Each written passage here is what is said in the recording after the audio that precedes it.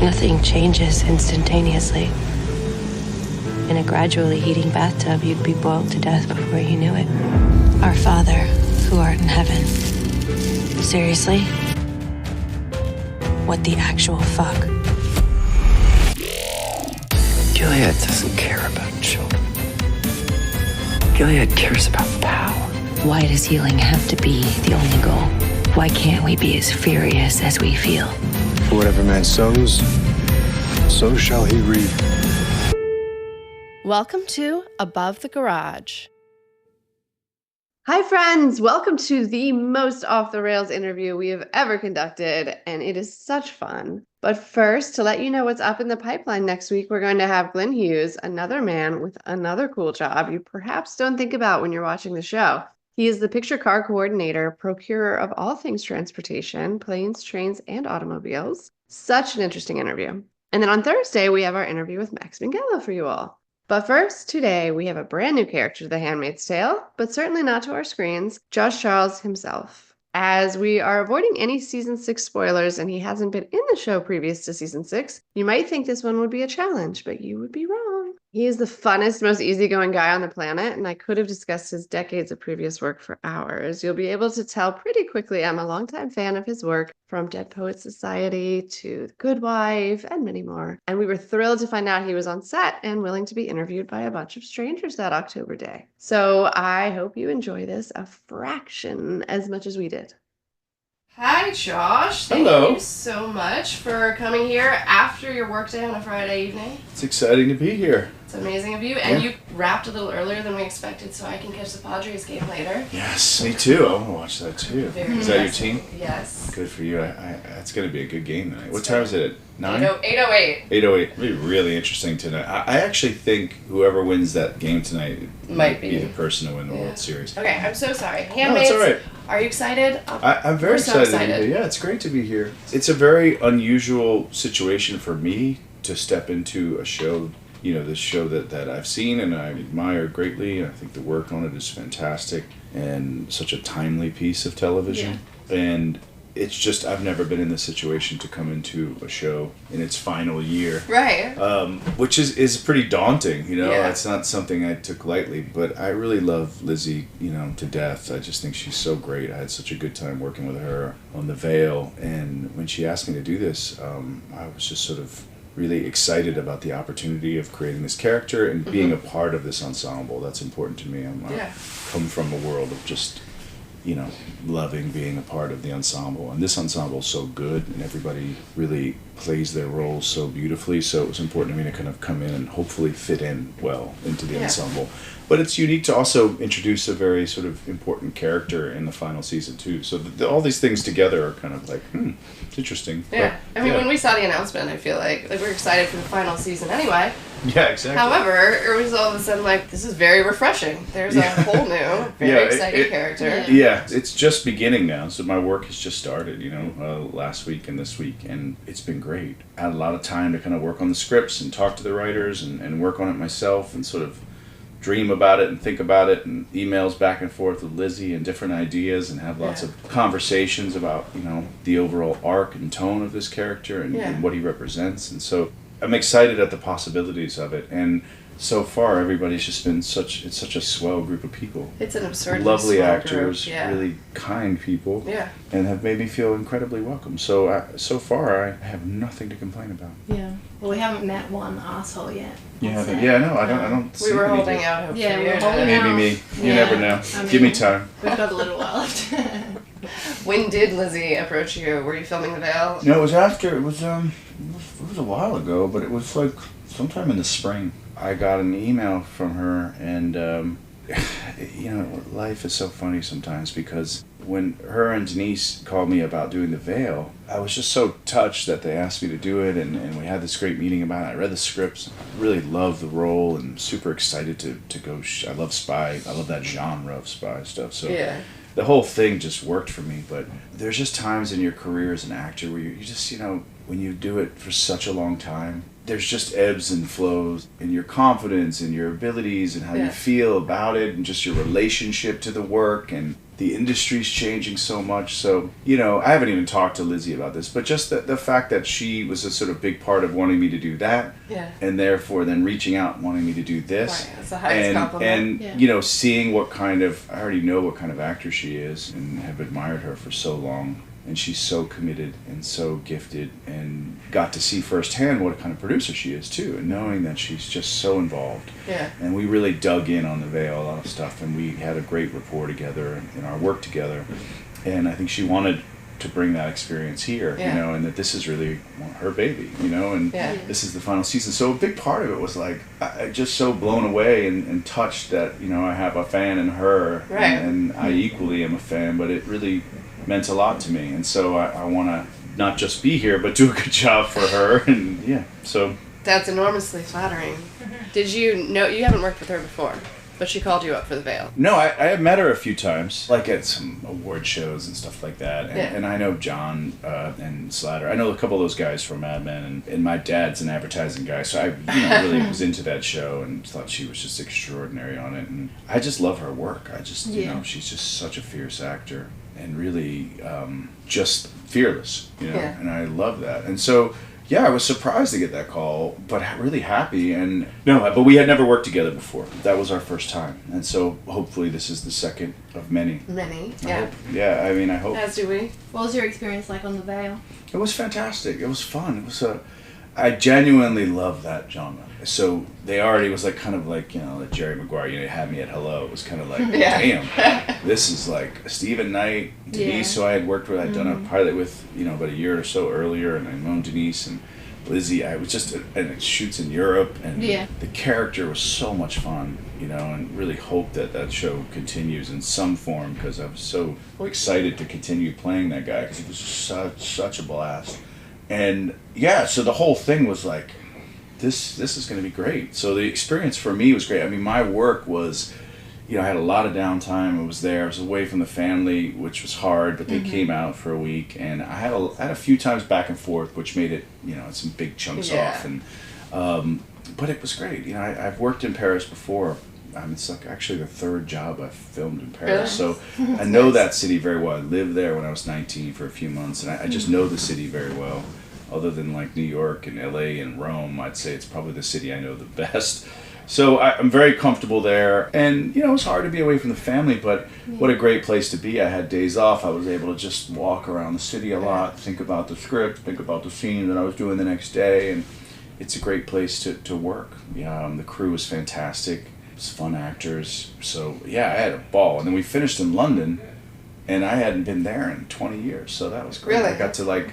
and same thing there. I had a few days, but they were sort of intermittent. And so being the veteran that I am, I said, you know, I'm going to stay in London. And we'll drive up every time I need to work, even though it's 2 hours north in the countryside. Because I just knew, I was like, there's fuck all to do up 2.5 hours up there. And this is going to be a lot better to stay in London. I have days off, and I can go see shows, and I can hang out and just, you know, see friends that I haven't seen in years, and just experience the city. And so that was such a great way to end. And my wife came out the final weekend. We had to spend a nice weekend together in London. It was great. That's so fun. I took my family to London and Paris for spring break last year, and it's just the best cities. So it's much great. fun. No, they really are. They really, and London in particular, I was really taken by London, but I was also there like at the perfect time, like the first 2 weeks of June, you know. Sunny, 70s every day. There's no rain. It was like, that's the time to be there. One of my personal favourite parts of the Vow was your relationship with Malik. Yeah, it was fun. That was a lot of fun. Was that a lot of fun to film? It was fun. The whole dynamic was fun. The character just sort of popped off the page. I mean, he comes in with just a lot of swagger, and I love that, you know, actually they changed it in the edit. They introduced him in the first episode, but originally he was introduced in the beginning of the second episode. And so that, I love that the show kind of gets set, and then this character kind of comes in, and he's a real sort of, you know, he's a disruptor. You know? He's a shit stirrer, as they say in like Jungian terms, like a trickster, you know? I love that about him. So it was fun to just play that. And it was definitely, you know, flashy and bold and fun, and I had a really good time chewing on it. And a lot of laughs. Was it either you or Malik who like rugby tackled each other? We both did. Yeah. He kind of. I mean, Malik's really strong. I mean, he is a strong dude, and I think he's into like judo or something intense. But in that scene, I mean, we both agreed that we wanted to play the sort of comedy of the physicality, and so we did that in the first one where we're kind of, you know, on the people mover in the airport, which was sort of sloppy and weird and like, what is this like junior high school bullshit these guys are doing? And then the second one had to escalate slightly, but it was meant to just sort of be, you know, nobody kind of gets the upper hand. We just sort of rough each other up a little bit. It was fun. I'd watch your spinoff. Spinoff. Yeah, it'd be fun. Lizzie had the ideas that were discussed about where the show would go. If there was ever a second season, and I don't think it was ever like known if it would be, but just where I don't want to speak about it, but it was very exciting. Let me say that, and I was very happy about the location, the potential to like explore the character of Max a little bit more and his story and his relationship with Lizzie's character. Just the whole thing sounded like yes, let's do more of that. So, do you think there was any like chemistry between the two? I think there was, because I think those characters.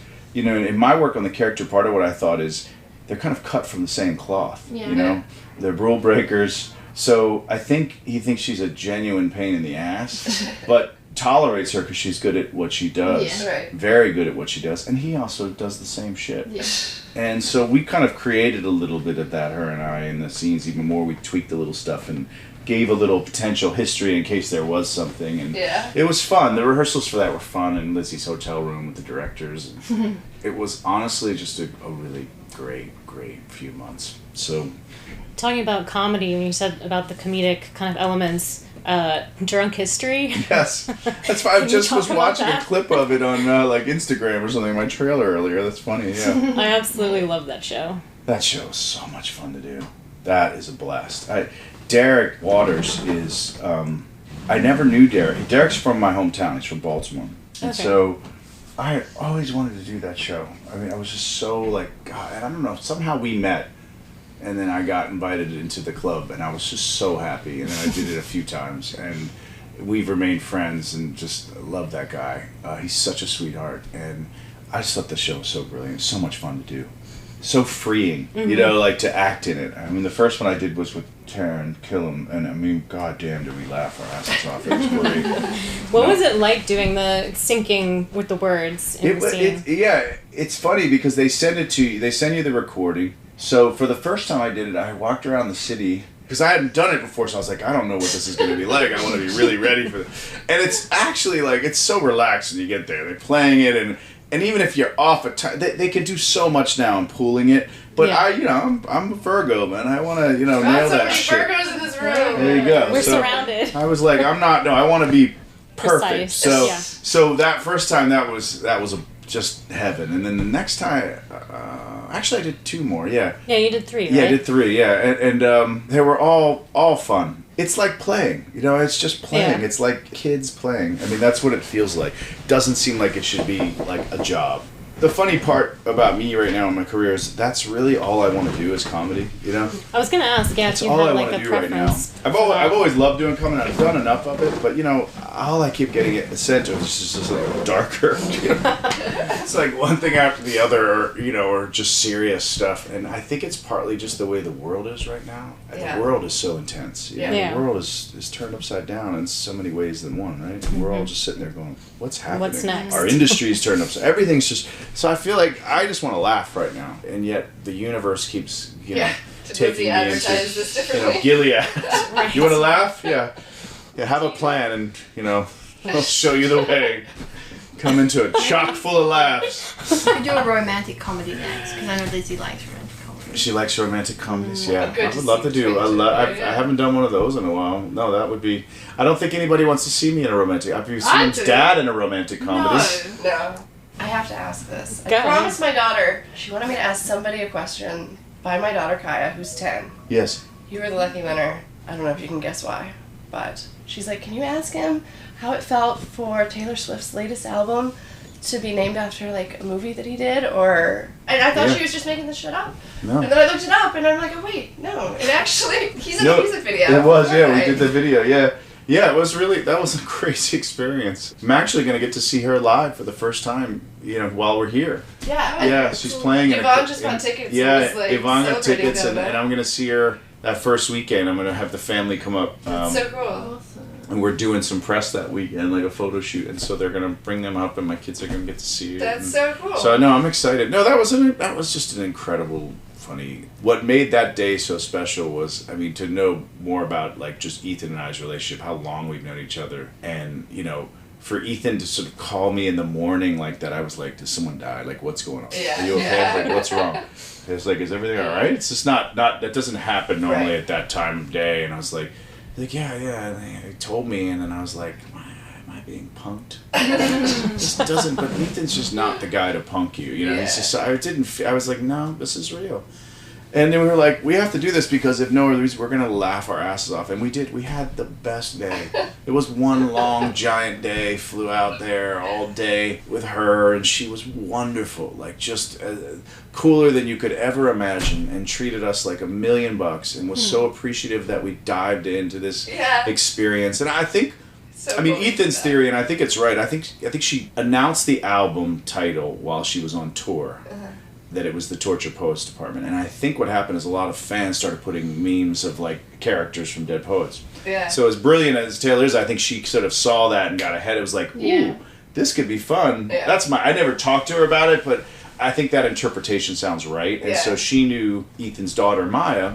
They know each other a little bit, so she reached out to her to get in touch with Ethan, see if he'd be interested, and then he called me. And it excited him enough to call you in the morning. Excited to call me in the morning, and we did it, and it was super top secret and fun, and he felt really like, one of the cool kids. Nobody knew. I couldn't even tell anybody.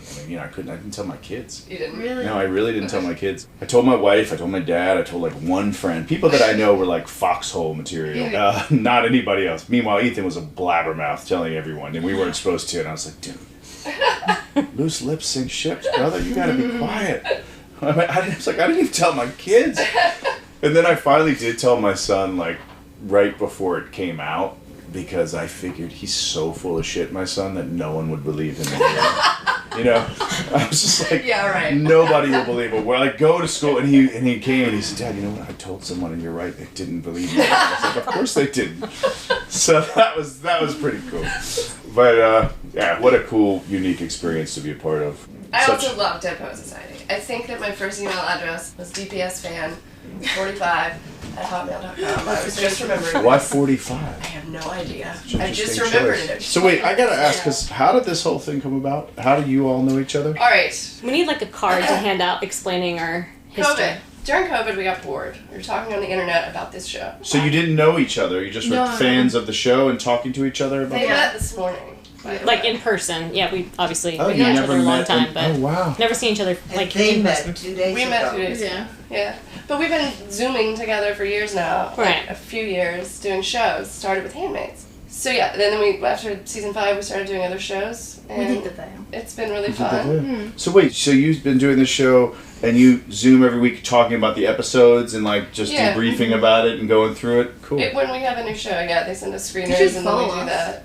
Well, I will now. Very now aggressive, that I know. Kimberly. What? Breaking all the rules. No way. Lizzie follows us. No, I didn't even know Lizzie was on social She's media. literally only on there as the episodes come out. I don't think she's really on social media, is she? Yeah, Because no. I looked her up and I was like, is she on? I don't know. I know she has a presence, No, it but doesn't seem like she's I think not she's the like contractually selfie person. obliged.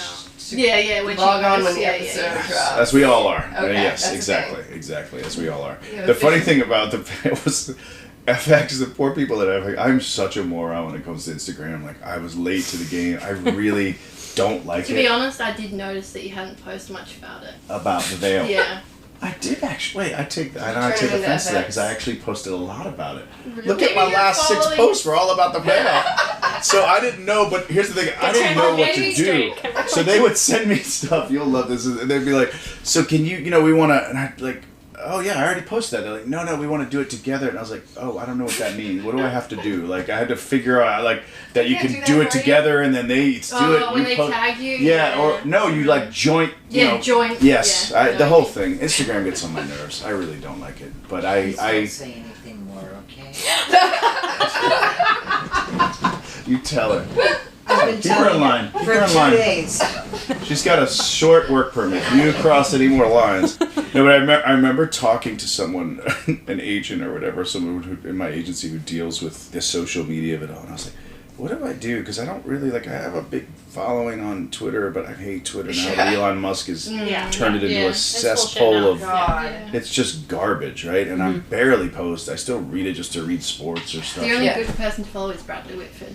I love Bradley on there. He is very good. But I don't really... I just checked out of it and then went more into Instagram, but I don't really... My wife is younger and she's very good at it. She knows how to do it all. And I'm always like, how do I do this? I found Instagram very counterintuitive and I'm not a dummy, but I'm like, I go back and do this. And I just pressing and send, right?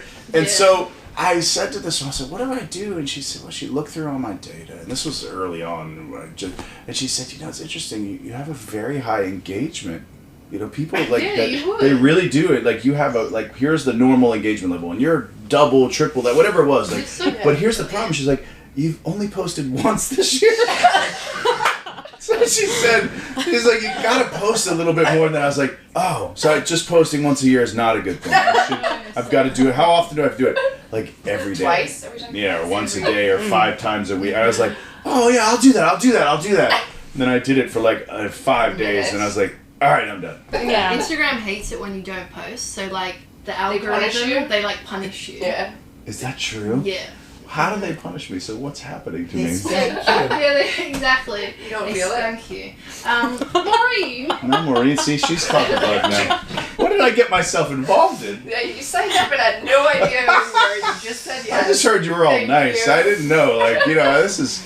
So that doesn't surprise me. Yeah, so they want you to keep posting, and basically they don't show your posts to your followers, or your stories won't show up in their when you log in and you see usually you see people that you generally interact with on there first. Yeah. So they consider you less valuable, I guess. They suck. You were correct initially. I think they suck. I'll tell you the interesting thing too, is that I went to look at this AI stuff and I went to try to whatever. It's not even an interesting conversation. But basically, the way that they keep changing how to change, you want to change your settings. I mean, that's all intentional. Right? Yeah. It's like insurance companies. They make it hard for you so you just give up, right? Yeah. I started going through and I was like, why can't I just press a button? I don't want the AI thing, the search AI. Get that off. And then I was like, oh, in order to do that, I got to go through this, I got to go through this. And then it was suddenly saying, oh, you don't have your password. I'm like, what do you mean I don't have my password? Why do I need to have my password when I'm already on the app trying to do it? Then I put in the password, the password's wrong. So I went banana. I'm like, all right, I give up. And then here's the other thing about it. You watch a fight. Let's say I watch a fight, a UFC fight, right? Yeah. And then you go to row. Well, then all of a sudden they think that's all I want to watch, right? Mm-hmm. And then sometimes you're just bored, so you're like, then I'm like, what am I doing? I don't want to watch fights all day long. One day I got stuck with pickle videos. Pickle? That sound. The sound of the ball just over and over and over again. I'm edible pickles. Edible pickles. Oh, edible not pickles. Pickleball. I thought you meant pickleball. No, that would have probably been... That would have been... No, although there were some delicious pickles that I saw on there. Edible pickles. Now, everything about you just keeps getting more and more interesting. We are really on the rails to him. Yes. We promised. Will and Alicia, big fans. Many of us. Amazing. Oh, good wife. So good. Yes. And thank you for coming back for the finale. Somebody specifically asked me to say that to you. Say thank you. It's true. It's very nice when someone comes back for the finale. Absolutely, yeah. Yeah, we have a lot of Good Wife fans on there. Yeah. Yeah, there are a lot of Australian Good Wives. I know that. I've getting a lot of stuff from people in Australia. DMs? No. He doesn't answer his DMs. No, I'm just saying. Can I ask you a question? Yeah. Do you read your Instagram DMs? I've always wondered this of That's interesting. The majority of the DMs I get are just spam. Yeah. And it's so tiresome that now I just don't even, half the time I just select all, delete. Yeah. I used to glance, see if there's anything, because every now and then I would get something that's interesting from somebody that I knew, or something cool. Yeah, I was going to say you might miss the good one. Yeah, but so there's been a couple good ones, and I've gotten a few beautiful messages. And on Twitter before Musk ruined it, there actually was, I made some decent friendships. Not people that I know, but kind of like your guys' situation. There's a guy, it's really funny actually, there's a guy that was critical of something that I did, not of me, but that I completely agreed with, 100%. But he wrote about it so brilliantly and so funny that I DM'd him on Twitter or whatever it was called, and I was like, dude, I can't say this obviously, but that was everything I had been saying the whole time we made this thing, and that is so perfect. Like, that's amazing. And we became kind of pals, like just Twitter pals, and like we've texted, we got each other's numbers and texted. And he's a very cool guy who's very knowledgeable about a lot of interesting things that are varied, and I find him really fascinating. And there's been people like that I've met. That's part of the cool thing of social media. Things, exactly. Yeah, and you guys met each other. It can happen. It's really cool. Maybe you need to start a podcast with your Twitter friend. Well, can I tell you the podcast that I was gonna? Yeah, we'd love to hear This is the about podcast that I was Pitch gonna it. create. I'm gonna pitch it. So it was called Shitting Your Pants with Josh Charles. And the idea was that it came out of a conversation with some people, and the idea was that like it's me talking to people about what they're working on, their process. But it's about moments in life where something has happened to you that's sort of difficult, a challenging moment. And then at the end of that, or whatever we talk about or we figure is the thing that we want to focus on, you have to talk a story about how you shit your pants. What if they don't have one? Just make one up? Well, then they won't. Then they're going to have to make it. I'm just kidding. I don't think I do. Well, then you wouldn't be a guest on the show. I know, this is sad. It is sad. I know how to solve it, but I don't want to. Solving it might not be... I think you're okay. Yeah, don't solve it for me. But see what happens when you have me on my podcast? I bring it to a really high level. And I get to the real... Like, you thought you'd be talking about process and this incredible show that I'm on, and here we are. I'll never set up another... Never, ever again. Never. Ever. Never, ever. Ever. Ever. You know now. Don't go to any restaurant, give you all this stuff. Don't go to any shop that I was going to send you to.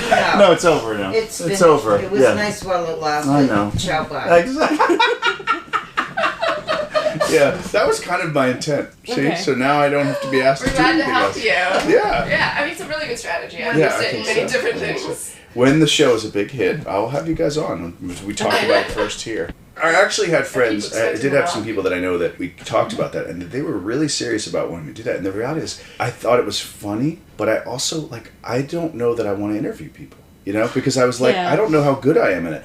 They were trying to tell me that I was, and I thought, I think well, I was like, what am I interested in? I was like, interested in talking to people about one moment in time. Like, that interests me, as opposed to retrospectives of a career. Like, I would love to sit down with actor friends of mine and work in moments that they've had. A moment in a scene. That there's one moment I'd like to say, I want to talk about that moment. Yeah. What happened in that moment? Yeah. That's interesting to me. Right. Because sometimes great stories come out of that. No offense to you guys, but I remember Sarah Silverman telling me, she used to have a bit saying, we were getting along so well until you asked me to do your podcast. And it was like this great line. And now who has a podcast but Sarah Silverman? Yeah. Well, there you go. She's had it for years You can now. borrow our equipment if you like. Yeah, right? I like your equipment. It's good. Honestly, I'd I like think... you to call... Oh, I'm sorry. Oh, no, go ahead. This seems to be a free-for-all. Yes, I'd please like join you to in. call your podcast A Million Moments. A million A moments. Million I Moments. like that. Yeah, you I can like have that. it. Can we cut that out so it looks like it's my idea when I Yeah, say yeah, it? Okay. absolutely. Don't print that in the Wasn't thing. here. Thank you, You're Mom. so welcome. No, just cut that out. Just, Got it, yeah. yeah, okay. We got you. Honestly, doing a podcast, this feels so much more like a conversation that Yeah. you don't, I don't know, you just get into it in a different way. Yeah, no, I like So, that. I think And I it's- listen to a lot. I love podcasts. I love them. I listen to a ton. But I think the format's more Chatty. casual and chatty, yeah, which is more interesting to listen to. Yes, I think Yeah. so. I think so. Listen, I wish I had the stamina for it. I have to think about it. It's it's already such a saturated market now, too. Everybody's doing That's true. it, But you're right? Josh Charles. So. Yeah, But who people would- cares? Nobody cares. Yeah, they do. Oh, Nobody there's cares. plenty of people that My kids barely care. Your kids don't care, but other people They care. they definitely don't care. Who are you? They're new. I call them thinking they'll miss me. Hey, it's like, okay, bye. Yeah. See you later. Kids are the worst. We make a real joke about my daughter. I say, I love you, Eleanor. I love you. And she would never say I love you back. And it became a thing where I would talk to my son and my wife about it. She never says I love you. It's just weird. It's like, does she say it to you? Right. My wife's Now like, you- yeah, she says. I was like, oh, okay, right. It's weird. It's I thought it was maybe she. Finally, I was like, oh, I love you so much. I could just say it now just to test her. And one time she said, oh, that's great. Can I have some pretzels? And so that's my son's favorite thing now to say when he just now makes fun of me. How I old love are you, they? buddy. And he tells me I love you back normally. He's like, yeah, that's good. Can I have some pretzels? She's always messing with me, my daughter. We were driving a couple of years ago in the car. She's like 2 or 3 years ago, and she was younger, and I was talking. I was like, and what's your brother's name? She's like, Rocco. And what's your doggy's name? Zeus. And what's mommy's name? Sophie. And I was like, and what's daddy's name? And she's like, Paolo. And I was like, driving a car and looking at my wife like, but that's my daughter. And that's just like, Paolo. And I was like, really? Okay. She loves it. She's got me wrapped, man. She knows how to get me. How old is she? She's 6. Okay. Yeah. And now it's just when I say love you, it's just my son and I always we do bits as I'm putting it in bed, and then I'm like, okay, you be Eleanor and I'll be Daddy. Okay, and we'll just do this bit. Okay, I love you, Eleanor. And he's like, I love you, sweetie. It's just very silent. To this day, she hasn't said it. No, she has said it. The amazing thing about her is when she does say it, it's like, like, oh she my knew God. that. She's saving it, like, so it'll be better. She knows, and you know what? Good for her. Harder. I'm always sad. I'm saying it too much. I tell my kids probably too much I love them. Every day, I love you, I love you, I love you, I love you. I'm touchy-feely, like, I can't stop. Was your dad that way? Yeah, my dad is very, he's very, very My dad much like that. Yeah, my dad lost his dad when he was very young, when he was 10. So my dad's, always been really attuned. He's a real workaholic. Wasn't even always there, but when he was there, he's just very, we always say we love each other. Love you, bud, love you. Yeah. That's never been weird with us at all. Yeah. That's cool. Yeah. Well, we've kept We you should let you go. We'll let you go. Well, it was nice to chat with you guys, This gals. was so This is fun. great. Yeah, I'm sure I gave you some real stellar content. You really did. We got a Yeah. good wide That's range of context. things here. Yes. Yeah, a little wide range. Praise be. Blessed be the fruit. Blessed be May the the fruit. Lord open. May the Lord open. May the What else Lord is there? open. Yeah. Yeah, what else is there? What else was there? Oh, yeah, no. Praise be. Blessed evening. Oh, we've been sent good weather. Yeah, that's a good one. Is that And we we have have good been weather? sent good weather today. It We- was it lovely. We have beautiful weather. Did you see today. the Northern Lights last night? No, but one of our crew members was showing me their cottage up north. Their picture. I was on the amazing. plane. She was Oh yeah, It you need to see this. You was saw it on insane. the plane. Yeah. Yeah. Coming gotta from see it. Detroit, Yeah, it we was can totally insane. Call it. I want to is see great. this. Let me see. Oh wow, that's on the plane. Yeah. There was Flying just, into Toronto. yeah, from Detroit. It was just like commotion all of a sudden on the plane, and we looked out, and this was happening as a video. But Why is it better on the photo than the that's video? what I. Yeah. I Oh, don't God, know. that's I don't know, incredible. actually, but yeah, keep looking there. Oh my God, Right. that is stunning. Well, you got there was a good one. Was it Philly. Can I see it tonight, possibly too? Yeah. I think they said it was for 2 days, right? It's supposed to be. Well, Yeah. I just looked north, right? That's. Just look up. Yeah. Well, such a pleasure talking to you Yeah. all. Thank you so Thank much. you. Really, Goodness. yeah. I really hope you enjoyed this because it is the last one.